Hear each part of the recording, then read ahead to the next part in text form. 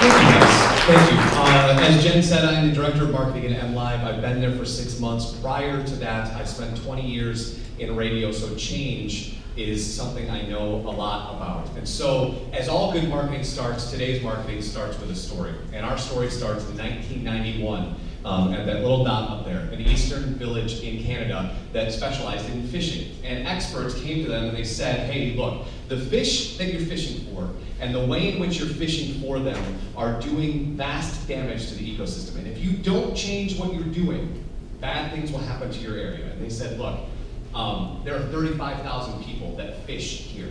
And there are 100,000 people that are connected to ancillary industries that rely on our fishing.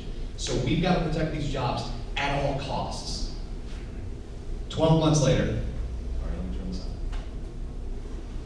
So 12 months later, 99% of the fish are dead or fished out. And all 135,000 people lost their job. Researchers in chaos theory, which you might know as the butterfly effect, which is the idea that a butterfly in one part of the world causes a tsunami in the other part of the world, would call that a bifurcation, which is the moment that an outlier or anything else indicates change or chaos is coming. And for all of us in this room, I work in the newspaper industry, we're familiar with chaos, right? Our chaos looks like this. This is a map of the World Wide Web, and it's the map of the World Wide Web that we use today. The internet's been around since the 50s or 60s, but the World Wide Web is a rarely new phenomenon. It's 25 years old. It's gorgeous, it's expansive, it's big, it's hard to make sense out of, and somewhere in there is your job posting. So how are people going to find it, right?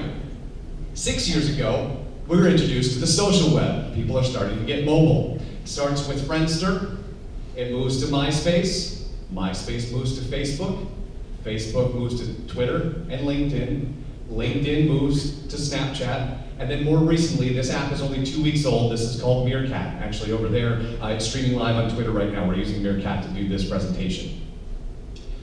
But before we talk about the new ways, we'll talk a little bit about the old ways. In the old days, if you wanted to find somebody, you would put a job in an ad in a newspaper, or you would hang a sign on your door. You might call a recruiter. You might even use a physical job board. You would go to a library, go to a school, go to a college, say help wanted. However, those people we will call the lower funnel. That's the idea of people that are looking for you. They're looking for jobs, they're actively searching. In the middle tier are people that might be looking. We'll talk about them today. They might be aware of you. And in the top part of that funnel, if we were going to call it a funnel, would be people that have no idea you exist and are very, very happy where they are today. And so with the folks in the lower funnel, we've got some new tools to talk to them. We might call them a digital job board. Things like Indeed, which is known as the Google of job searches. It's great for aggregating a ton of jobs. What it's not great at is letting an employer spotlight themselves. What it's even less great at is getting great hires, because it's all of these people in one aggregate. Simply Hired does the same thing. Glassdoor does the same thing. Things like constructionjobs.com, jobforce.com, they all do the same thing. But there are issues when we're going to use an aggregator. Is you get guys like this. You get guys who, they don't know what the job is about. They're going to throw their hat in the ring. They're going to wing it. They'll adjust their resume to get the job. They're going to read something so they sound smart. They want to look for the high salary. They jump in because of the fancy title. You might get 400 people like this, and 2 of them will be useful to you. The rest of those people, well, they could be fired, laid off, disgruntled. They make a career out of job hopping like this guy might, and they all end up in that lower funnel. And while you may need, and I know one of the needs here is to fill that lower funnel quickly, one of the things that you might find is that we suffer from high turnover as part of that funnel. So we enter into the social web. 50% of recruiters right now are using Facebook to post jobs. That's in 2014. And that number is only going to go up as social media becomes still a part of entertainment, but less so, and more a key component of what's happening in the job search market and how people search for jobs. But a note about social. Social is an excellent tool. It should be something that's in your repertoire, but it shouldn't be the only tool, because it takes a lot of time to be very, very good at social. It's a bit more one-on-one, and while scalable, needs some finesse, needs some things to work for. Twitter has a huge audience, and not a lot of people are having success with actually aggregating jobs on that, but they're having great success, which we'll talk about in a little bit, with this idea of building relationships, which is also very, very important. And then entering LinkedIn. Right now, 74% of recruiters have found a hire through LinkedIn. 94% of hiring managers are using LinkedIn. It allows you, if you haven't checked it out, to target employees in certain industries and talk to them with something called InMail. If you're a partner with LinkedIn, we are a partner with LinkedIn, and one of the cool things that they've allowed us to do, we went to Michigan State not too long ago, Nikki Gunderson and I, and interviewed 100 plus potential candidates, and every single one of those candidates were able to check into our LinkedIn page using an app that they provided for us on the iPad.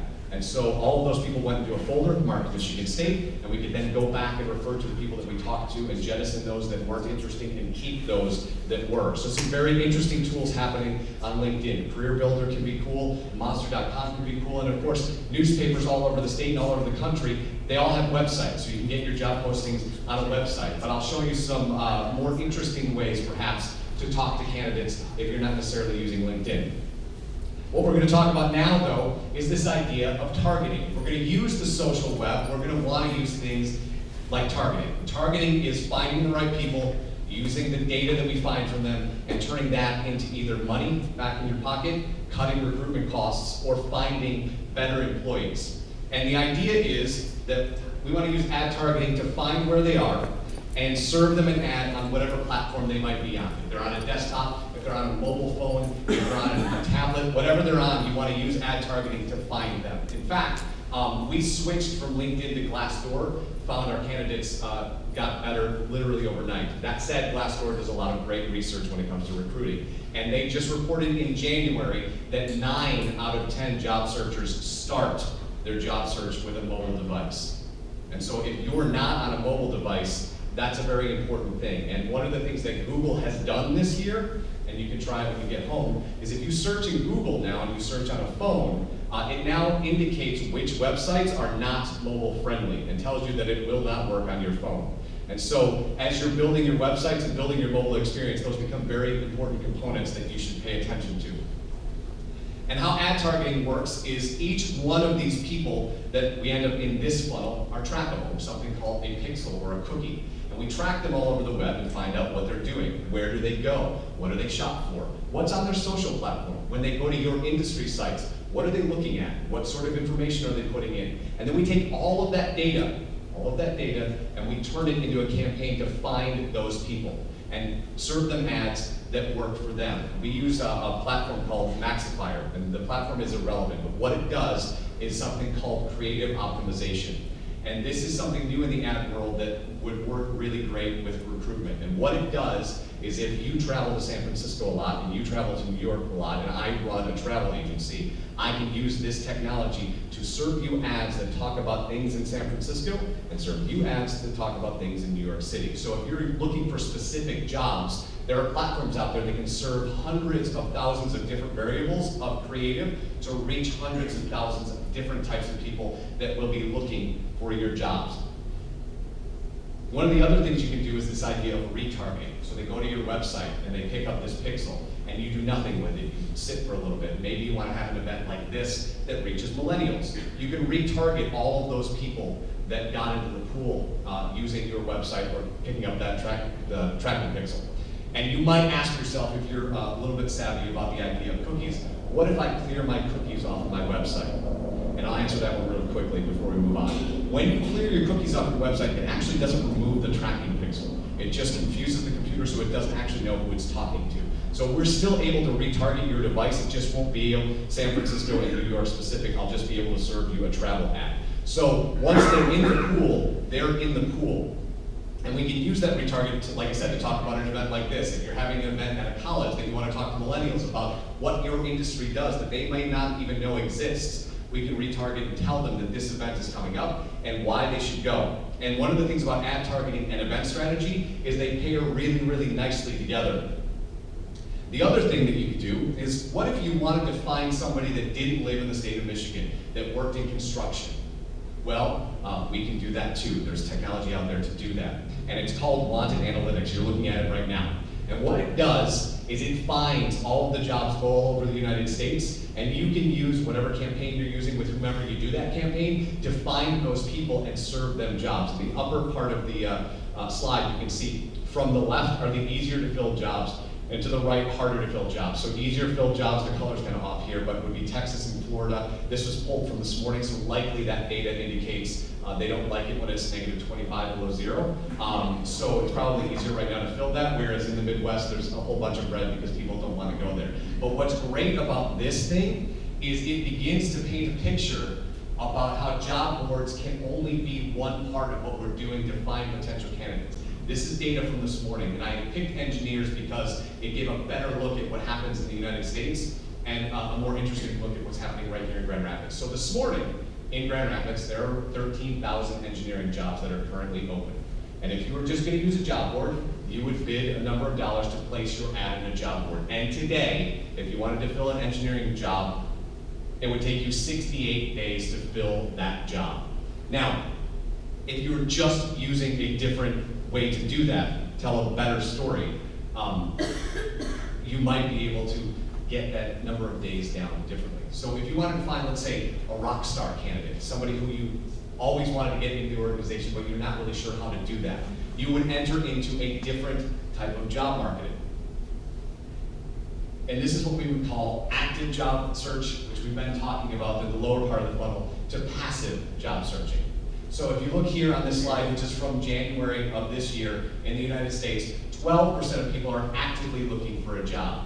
13% looking a couple times a week, they're a little bit disgruntled. And at the bottom, these are people that absolutely love their job and don't want to move, so they likely work at Google. In the middle is 15% that are reaching out to a personal network, and 45% that would be open to talk to a recruiter but aren't looking for anything. So there's 60% in the passive universe that we would like to talk to. And we've all heard that it's not what you know necessarily, it's who you know. Now, with this audience, that's not necessarily true. It's both of those, right? You can't have people that don't have the skill sets being in your industry. But networking is a big part of that.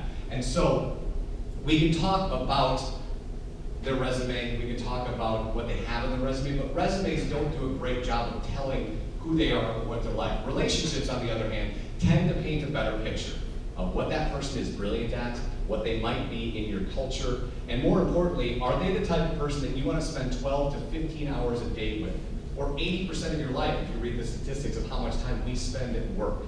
These are important questions to talk about. And passive job searching can find better candidates. So in the social web, we have a saying that friends trust friends. So that's when you go on Facebook, you go on Twitter, you go on Pinterest, LinkedIn, any of those things, you'll find that a like, a comment, a share, a retweet, they're way more powerful than any brand that's yelling about the job that they want to sell you on. So if I want to talk to this person in the middle, likely I want to start talking to the people around him as well, and get them to start talking about what my organization does. So for example, use a live example. I've never been in this space before. But when I leave here, I'm going to tell everybody how amazing this space is. That's what I'm talking about. So Lisa in the back was kind enough to give me her card because this is a great space and I would love to do an event here. I've never been here though. So the idea of a passive, I didn't know I wanted to do an event here, now I do. That's a passive job recruitment thing right here. So how do we reach those people? We get their friends and we talk to their friends. And when you talk to millennials, a research out this month shows that millennials, number one thing that they want to talk about is where they want to go in their life. They're looking at the long game. And so maybe we should look at the long game too. It's not so much about vacation days and benefits. They don't want to hear about the selling points of the job. They want to hear about how they can get from A to B and build their life with whatever it is that they think that they want to do. And you know, you can argue about a millennial having any idea of what they want to do with the rest of their life, but these are people that we want to get into the job market and get them to do some profound stuff for us. And when we're talking about passive job seekers, so finding people that don't actually know that they want a new job, this isn't about stalking them. So this isn't about going on Facebook or going on LinkedIn and waiting for them to have a bad day and pounce on them and say, I've got an opportunity. It's not so much like that. It's things like, again, to go back to this, it's things like this, inviting them to networking events, inviting them to award ceremonies where your company is going to be getting an award or shown in a great light, Or on a much smaller level, and again, if you've got a lot of jobs to fill, this part isn't scalable, but this part is profound. On a smaller level, finding somebody in your LinkedIn circle that you just want to talk to, invite them out to coffee, and ask them about what it is they do. And in social networking, there's a gentleman named Gary Vaynerchuk, and his idea behind all of this is called the jab, jab, jab, right hook. The jabs are all things that are free, so taking them out to coffee, inviting them to something like this, well, there's food provided, there's drink provided, this is a jab to get you to be excited about what's happening in this industry. And then follow that up with the right hook. That's that moment that you know that person had a bad day, or has reached a plateau in their career that they're looking for something different, or they've done it all in one particular part of the country and they're ready to move here. That's the moment that you go all in and you right hook. You get the sell. You ask them if they're interested in talking about a job. And then, if you're lucky, they say yes. And it works really, really great, obviously, on one-on-one. Because when you're in a room like this, which is more than one-on-one, but I get the feedback instantaneously. One of the losses in the digital world is this idea of nonverbal communication. So one-on-one it works great, but it doesn't really scale, right? So if you've got great digital ads, great creative, or great stories to tell, and you can do that with ads, you can do that with promoted posts on Facebook, promoted tweets on Twitter, you can do that with something that we call sponsored content that I'll show you here in a second.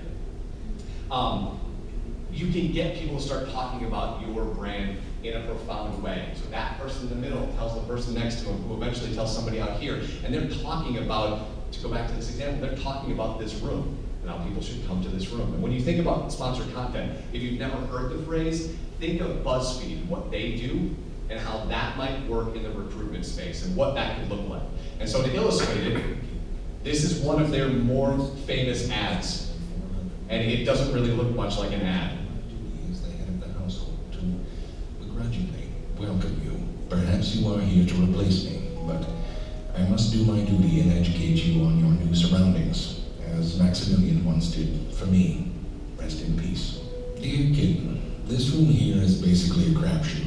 Either you get the petting of your life, and I mean two hands, like you don't even know what's going on, or they just lie there and don't do anything. For hours, it's weird. Oh, and I should also point out, on special occasions, they will leave the underwear drawer open to signal their appreciation of me. Just to be clear, it's my spot. It's perfect in there. It's like sleeping surrounded by underwear. Well, I mean, that's exactly what it is. Dear kitten, I remember when I could fit in a shoe. There's nothing like it. Being engulfed in 360 degrees of foot snow. Enjoy it while you can. Dear kitten, because you are so small, you cannot jump, which is sad for you, but eventually you will, and you will find the places that I refer to as up. This will come in handy, especially around the human larva, which I know smells like milk, but can be a bit grabby. Dear kitten, you should be aware that there are two kinds of food. The first is sort of a dehydrated brown niblet. I think they gave us these because they're training us to be astronauts. Just a guess. The second kind is wet food. It is so special they keep it in little armored metal casings that no claw can penetrate. With no claws to speak of, the humans can somehow open them. It's like some dark magic. Dear kitten, I should warn you of the monster known as vacuum. It can eat and yell at the same time. And I've seen it eat everything. Seriously, like a paperclip and two cat toys. Didn't even flinch. To hide from vacuum, you may use the curtains of invisibility. Oh yeah, you're good. Good hiding. Oh boy. Dear kitten, one final note. Once in a while you might see a little red dot. I'm going to tell you this right now. It is real, and it can be caught. I did it once. I held it for a full minute, but when I lifted my paws, it was gone. So kitten, welcome to the household. You'll do just fine. And then there's the ad. So 3 minutes later, you get an ad for Friskies. And this is the idea of sponsored content, and most of what BuzzFeed does. So if you spend a lot of time on BuzzFeed, especially if you take the quizzes, to go back to what we were talking about data, they're getting data on you and selling it back to the person who sponsors the quiz, which you can see those sponsorships at the bottom.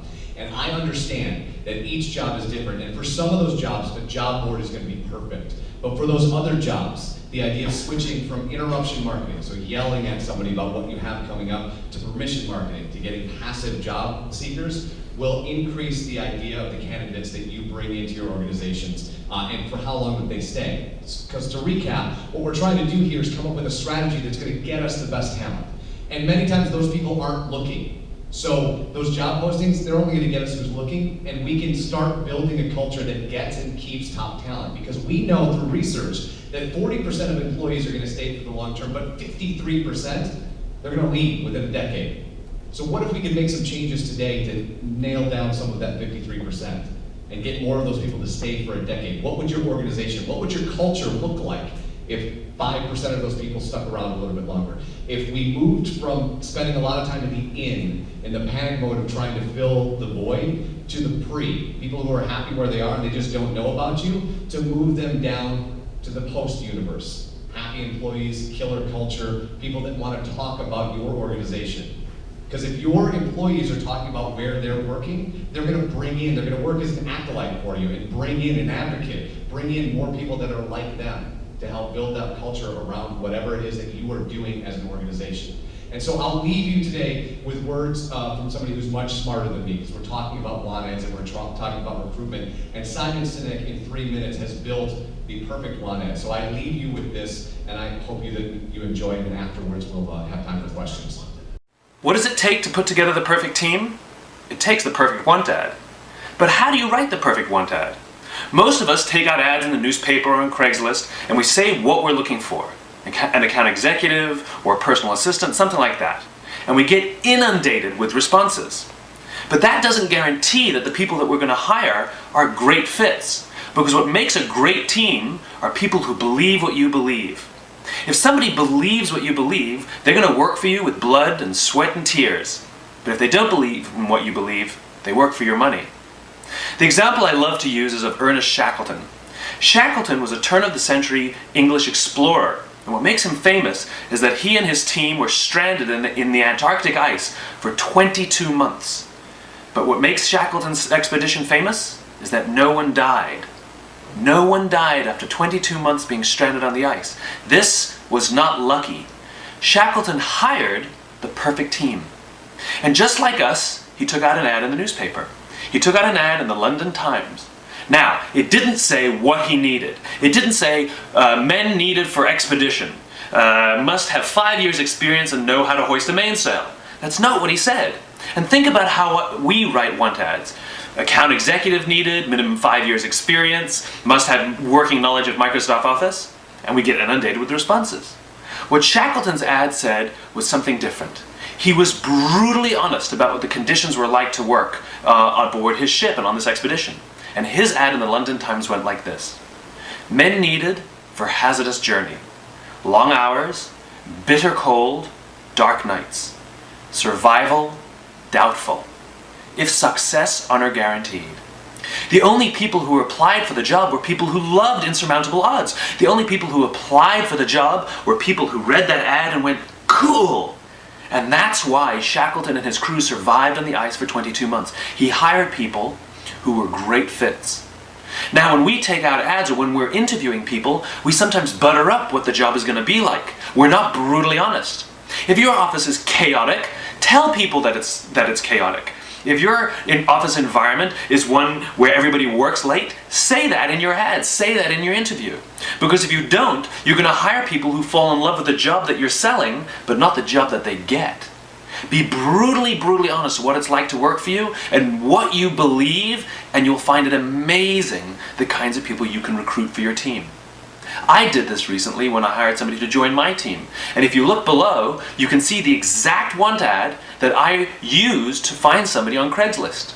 I wasn't inundated with responses because I said exactly what I believed, and I was brutally honest about what it was like to work for me. The amazing thing was, I found the perfect person in just 4 days. Somebody who believes what I believe. So go ahead, use it as a template and see how well you do. And don't forget, find somebody who believes what you believe, not just who does what you need them to do.